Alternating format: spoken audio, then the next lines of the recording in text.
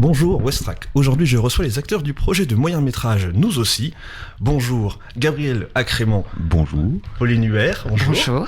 Et Barbara Lefrançois. Bonjour. Bonjour à vous trois. Alors on va commencer par le commencement, les petites questions de base pour commencer. Comment est-ce que le projet de moyen-métrage est venu? Mais juste avant, est-ce que vous pouvez vous présenter un peu? Qui êtes-vous? Vas-y. Bon, alors, j'y vais, du coup...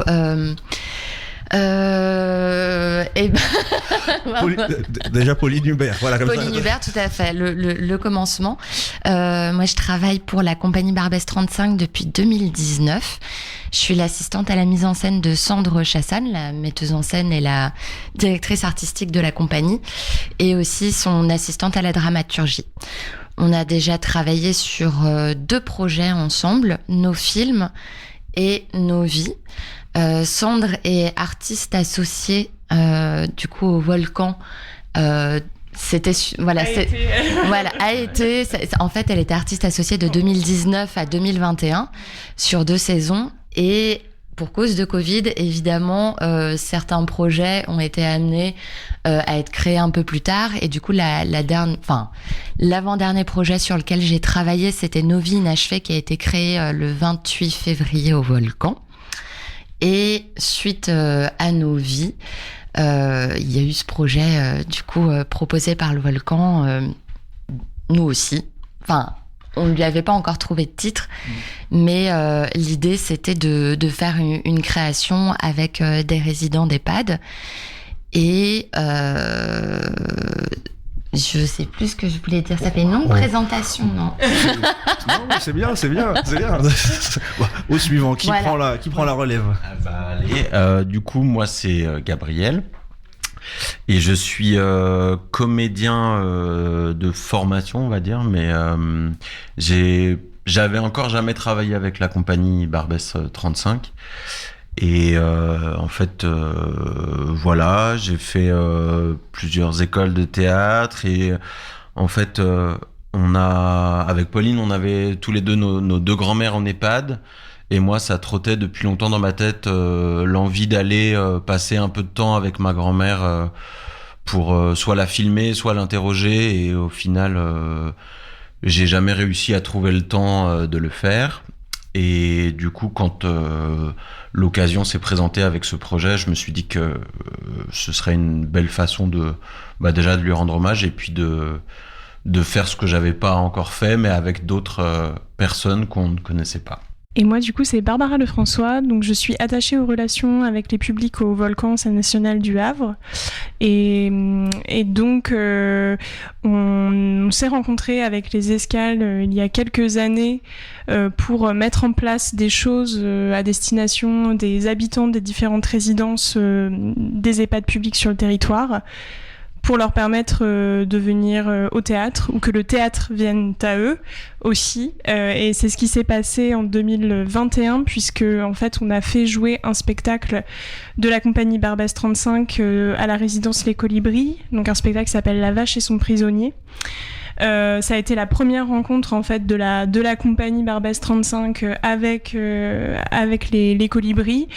Et on s'est dit, mais pourquoi pas continuer l'aventure ensemble et remettre en place un projet. Et donc c'est ce projet, nous aussi, qui a vu le jour et qui a été co-construit par les Escales, par le Volcan et par la compagnie Barbès. Donc ça a été un projet d'équipe. Ma foi, vous avez un petit peu dépassé sur comment... J'avais demandé après comment est-ce qu'est né le projet. On a maintenant la réponse. C'est super, ça fait des questions. Ça nous fait des questions en moins. Du coup, petite question sur le tournage. Est-ce que pour vous, c'était la première fois que vous travaillez avec des personnes qui ne sont pas professionnelles de l'actorat, ça ne se dit pas, mais du jeu, tout ça c'est la première fois? Alors pour le coup, non, parce que, en tout cas, avec Barbès, on avait déjà fait ce qu'on appelle des actions culturelles. Des gros projets de création, je dirais, avec des amateurs. Moi, la première fois que j'ai fait une action culturelle avec Barbès, c'était en juin 2021 et c'était avec des habitants de Tonnerre. Donc ils étaient parfaitement amateurs et là c'était vraiment une pure fiction qu'on avait coécrite avec eux sur plusieurs mois. Et suite d'ailleurs à ce projet, Sandre savait que j'avais très très envie de travailler avec des personnes âgées. Sur le pourquoi, je serais pas capable de vous dire le pourquoi des personnes âgées, mais voilà, c'était un désir qui était là depuis assez longtemps. Et du coup, pour répondre à ta question sur le fait de travailler avec des amateurs, non, on a souvent eu l'occasion de travailler quand même avec des amateurs. Enfin, en tout cas pour ma part, oui. Gabriel, je te laisse répondre. Moi aussi, mais c'était sur des actions plus courtes. Il y avait, je travaillais avec les Concerts de Poche, qui est une association qui travaille à faire des initiations musicales et de théâtre avec différents publics. Ça peut être dans des écoles, avec des personnes âgées. Et moi, j'avais travaillé surtout avec des scolaires. Mais là, c'était la première fois sur un temps aussi long. Et surtout où on a voulu déborder un peu le cadre de l'action culturelle et de se dire comment est-ce qu'on pourrait faire une création avec eux. Voilà. Et du coup, c'est vraiment la première fois qu'on prend vraiment le temps et c'est hyper agréable d'avoir le temps de pouvoir faire une action concrète, quoi, de vraiment les rencontrer. D'accord. Et du coup, pour la question sur avec ces seniors, ils ont dès le début, été partants pour le faire. C'était quelque chose qu'ils avaient la patate pour faire le projet. Ils étaient tout de suite dedans. En fait, nous, on est allé les rencontrer fin mars, le 27 mars. Et les animateurs avaient déjà fait un bon boulot de communication fléchage. Et de fléchage entre guillemets des gens que c'était susceptible d'intéresser. Et sur l'ensemble du groupe, je pense que nous on en a rencontré une quinzaine. Par souci de temps, on s'était dit qu'on essaierait de mettre le focus sur environ 8 habitants de la résidence. Et au final, au bout de 3 jours, je dirais que sur les 8, il y en a au moins 4-5 qui sont vraiment venus vers nous et parce que c'est une action qui les intéressait, et les autres, on les a un petit peu cueillis sur la résidence et pendant les activités organisées par les animateurs. Voilà. C'est-à-dire qu'en fait, on les a pré-rencontrés en leur posant des questions sur leur vie. L'idée, c'était d'abord, si on partait du coup avec une envie de co-création, c'était déjà de les rencontrer. Ça pouvait pas se faire sans eux. Et quand on a estimé qu'on les avait rencontrés au moins à un endroit de ce qu'ils sont, on leur a posé la question à chacun de savoir s'ils étaient partants, même si pour eux, je pense que jusqu'au bout, c'était un peu flou, enfin c'était un peu abstrait de savoir très concrètement ce qui allait se passer avec nous. Les informations qu'on a pu, même si les récits ils ont été écrits à partir de leur histoire, les modalités d'un tournage, aucun d'entre eux n'avait déjà fait, même en figuration, un tournage. Et d'ailleurs, c'est drôle parce qu'avec Gabriel, on a eu un peu de recul en se disant mais pourquoi on s'est arrêté sur ces 8-là qui sont formidables. On se disait qu'est-ce qui les relie tous. Et en fait, on s'est aperçu qu'ils avaient tous un sens de l'humour incroyable. Ouais. Voilà. C'est sûr que sur le moment, on se l'est pas formulé, mais avec le recul, on s'est dit c'est marrant parce que ce qui les relie tous, c'est vraiment le sens de l'humour et l'autodérision. Et du coup, ça donne vraiment au film un côté assez punchy et drôle, quoi. Oui, du coup, un tournage où c'était plutôt la bonne humeur, quoi. Pour nous, c'était incroyable. Je pense qu'on est arrivé quand même avec évidemment des a priori. Je pense comme n'importe qui, quand on a des proches et qu'on va les visiter en EHPAD, c'est jamais un moment très très facile. Et bon, déjà d'une part, on est tombé sur un EHPAD absolument incroyable, et je pense que le fait que ce soit un EHPAD public, ça joue beaucoup, parce que du coup les équipes sont fixes. Du coup, il y a une vraie ambiance familiale, collaborative, solidaire entre les membres du personnel.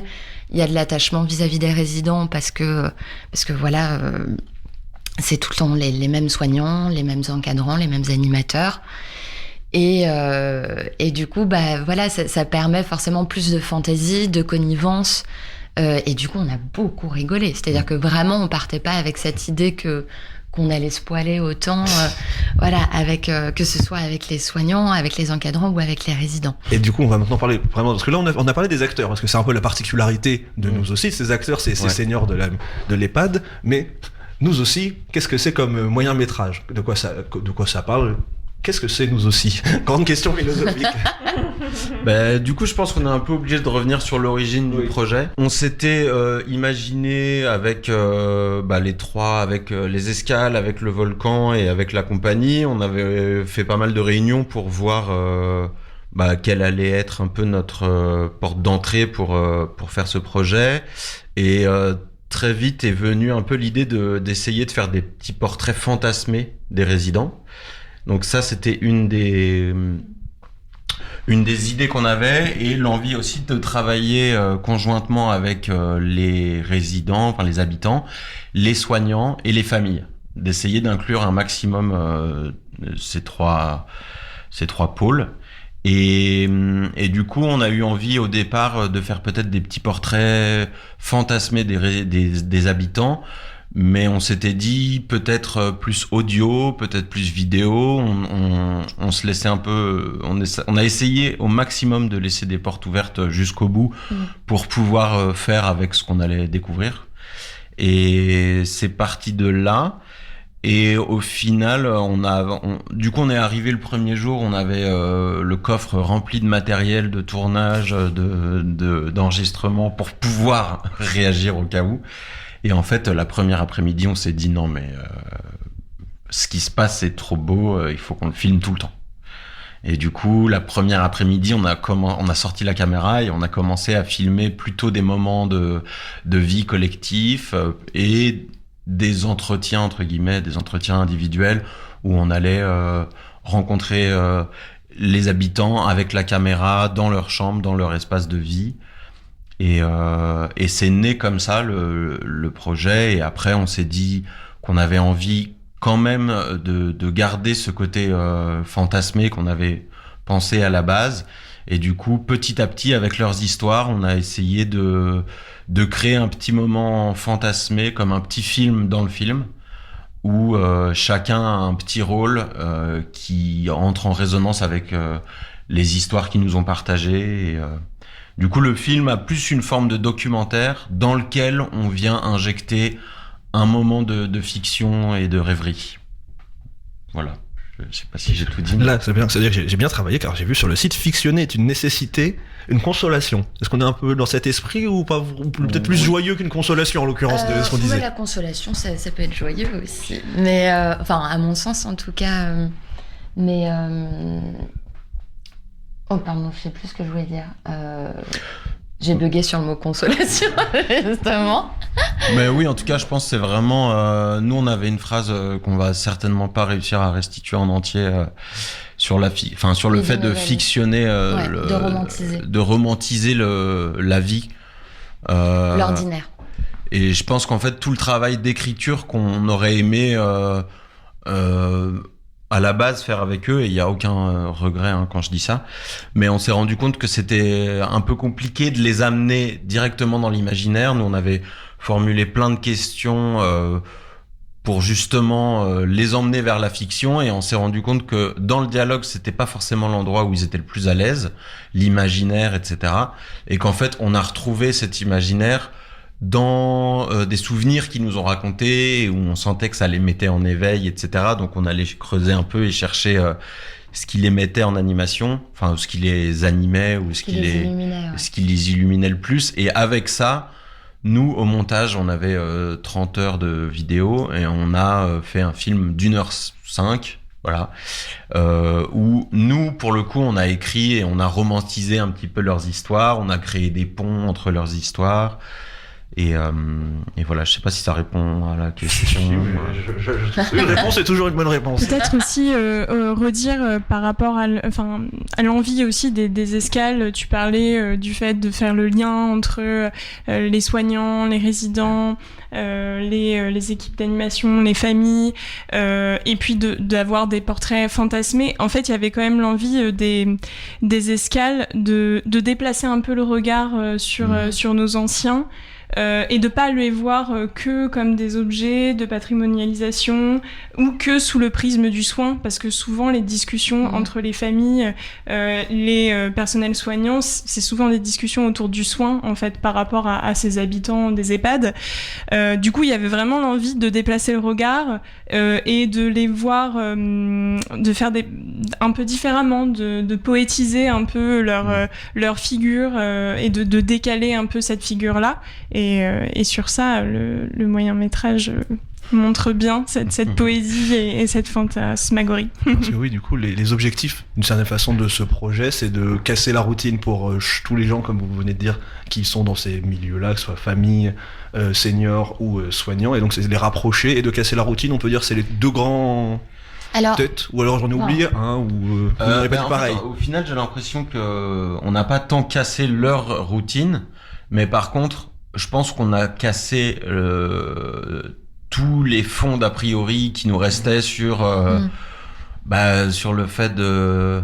Je pense qu'on a tous une image de ce que c'est qu'un EHPAD, de ce que c'est que des personnes en fin de vie... Et je pense que même nous, alors qu'on avait le désir d'aller là-bas, on avait encore des restes de ça, quoi. C'est-à-dire de se dire, c'est terrible ce que je vais dire, hein, mais c'est malgré nous, mais de se dire, c'est une personne âgée, c'est une personne qui n'a plus sa mobilité, etc. Et en fait, même nous, pendant le tournage, on s'est pris des claques de, ah ouais, en fait, derrière un corps qui arrive presque plus à bouger, derrière un visage figé, se cache quelqu'un qui a énormément d'humour, qui a un esprit hyper vif, et en fait on découvre...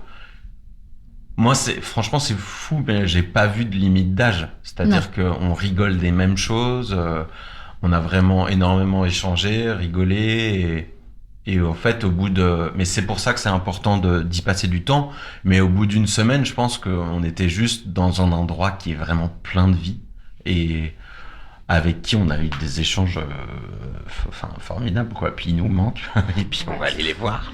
Du coup, ce film, il va faire une petite tournée, je crois, si je dis pas de bêtises, il va faire une petite tournée des faire EHPAD. Une tournée des EHPAD, tout à fait. Enfin, en tout cas, il va être effectivement projeté dans les différentes résidences qui constituent le réseau des EHPAD publics Les Escales.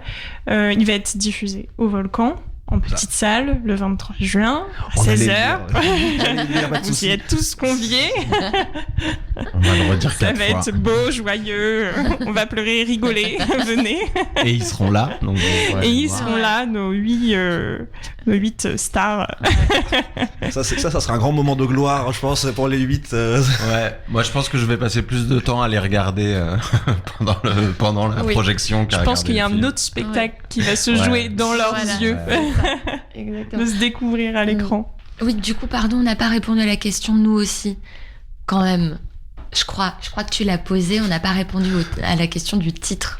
Ah non, je crois que moi j'ai pas entendu cette question. J'ai pas posé cette question, mais si vous voulez parler de pourquoi ce titre, parlons-en. Pas du tout, il me semblait que je l'avais entendu la question. Non, mais si vous voulez, allez-y, dévoilez-nous tous les secrets du titre. Moi je ne dirais rien. Non, mais justement, nous aussi, c'est quelque chose de large et c'est une revendication.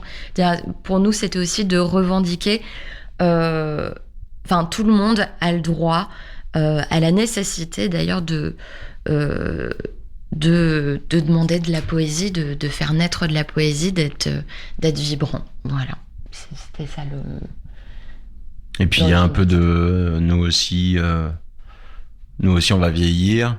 Et si on se place de leur point de vue aussi, nous aussi, on vit, quoi. Parce que c'est quand même un lieu...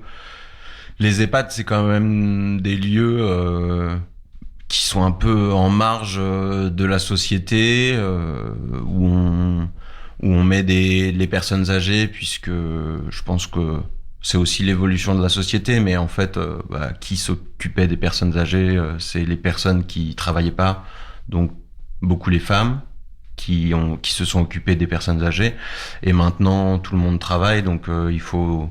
Enfin, c'est évident qu'on est obligé de repenser un peu le système, quoi. Et d'ailleurs, c'est encore énormément des femmes qui s'occupent des personnes âgées dans les EHPAD. Mais... Et peut-être ce qu'on n'a pas dit aussi, que ce projet, c'était aussi, et c'est assez beau, je trouve, l'occasion pour ces résidents de venir, enfin, que le théâtre, Oui. que les artistes viennent à eux, qu'il y ait des rencontres. C'est tout l'enjeu de ces projets, hein, quand même, de mettre en place des liens entre les artistes, les compagnies, les publics qui sont sur le territoire. Et du coup, ils ont pu venir visiter le volcan. Il y en a qui ont vu la construction du volcan, qui n'étaient jamais rentrés dedans, et du coup, qui s'imaginaient pas ce qu'il y avait à l'intérieur, comment c'était, et qui m'en reparlent quand je leur repasse. Oh, mais dis donc, c'est incroyable ce qu'il y a à l'intérieur. Et qui sont venus voir un spectacle cette année et qui ont découvert, en fait, qui sont venus au théâtre pour la première fois, pour certains, qui n'étaient jamais allés au théâtre de leur vie. Et du coup, ça, c'était aussi l'occasion, ce projet, de créer des ponts, et on va continuer à pouvoir amener de la poésie, amener de l'art par le biais de spectacles, de rencontres. Voilà, c'est un projet qu'on espère quand même. On garde les liens pour continuer à rêver ensemble. Je profite que vous avez repris la parole pour parler un peu du volcan, parce que là, il va y avoir une nouvelle programmation. Donc là, nous aussi, on fait partie, ou on est encore dans l'ancienne, ou on est dans la... On est dans la programmation plutôt de cette année, 22-23, puisque le projet, il a vraiment vu le jour cette année. Mais effectivement, on présente ce soir et demain la saison prochaine. Est-ce qu'on va avoir des projets de ce type? Enfin, est-ce qu'on peut... Quelle est la suite pour le volcan, rapidement, hein, mais... Oui, alors... Dans le cadre de projets vers les publics du territoire, il y en a toujours, il y en aura toujours. Ça constitue l'une de nos missions et c'est vraiment une politique de la structure que d'aller vers les publics du territoire. Des projets comme ça en EHPAD de cette ampleur, de 3 semaines de résidence dans l'EHPAD l'année prochaine, sur ce canevas-là exactement, non, il n'y aura pas de projet comme ça, mais il y en aura d'autres. En tout cas, on aura d'autres projets culture santé comme celui-ci, donc qui sont des projets qui permettent d'aller vers le secteur du soin, du médico-social. Et donc l'année prochaine, on aura un projet d'implantation d'une installation sensorielle dans un établissement pour enfants et adolescents polyhandicapés. Cette installation s'appelle Corps Sonore. Et donc elle permettra à ces ils sont une quarantaine, à ces 40 enfants de pouvoir vivre cette installation, de pouvoir rencontrer les interprètes et faire des ateliers avec eux. Ça sera en mars. Et puis on aura aussi un projet avec un IM Pro et le collectif Ubique autour de La Belle au Bois dormant, il me semble. Voilà, donc on a d'autres projets qui vont vers ce secteur du médico-social et on continuera à travailler avec les escales pour permettre aux habitants des différentes résidences de venir voir des spectacles l'année prochaine. D'accord. Bon, on est devenu à 3. On va faire un petit teaser de nous aussi. Chacun peut-être un mot. Ça va être, je sais, c'est un peu dur en un mot de résumer tout ça, mais si vous en avez un, je vous en prie, essayez. Donnons envie aux gens de venir ce 23 juin à 16h dans la petite salle du Volcan. Qui commence pas à donner son mot ou une phrase. Venez. C'est plus ça, en tout cas ça c'est direct. Non mais je pense qu'on non, je vais pas repartir. Venez, c'est bien. Venez. En fait, venez. On sait pas si le film, on sait pas du tout quelle vie il va avoir, s'il va être diffusé, etc. C'est franchement, j'ai jamais vu un film comme ça. Il est fort. Non, mais c'est vrai, c'est un public qu'on voit très peu au cinéma, qui est très peu représenté. Et, en fait, ils sont tellement fantastiques, quoi. Enfin, venez. Vous allez rire. Voilà, vous allez rire. Vous allez rire et pleurer. Et être surpris. Et c'est beau et c'est poétique. C'est tout ce qu'on veut, partout, tout le temps. Oui, on en a besoin. Voilà, moi je trouve que c'est, là où moi on est très très fiers, c'est que c'est vraiment un bonbon. Et quand je dis bonbon, pour autant, il y a des revendications, il y a des choses qui se disent, mais voilà, ce film, grâce à eux, est un bonbon. Voilà. Merci à tous. On va faire le petit rappel des infos pratiques encore une fois, comme ça les auditeurs et les auditrices ne pourront pas dire qu'ils savaient pas. C'est le moyen métrage de Pauline Hubert et Gabriel Acrement, Nous aussi, sera projeté le 23 juin dans la petite salle du Volcan à 16h. C'est gratuit mais il faut réserver sa place, si j'ai vu. C'est gratuit, c'est mieux sur réservation via le site internet ou en billetterie directement. Et il reste quelques places. Oui, il ça reste se remplit des vite. places. Il faut se dépêcher, le 23 juin c'est bientôt, hein, Tout à fait. il faut réserver sa place. Merci à vous tous. Merci à vous. Merci. Merci.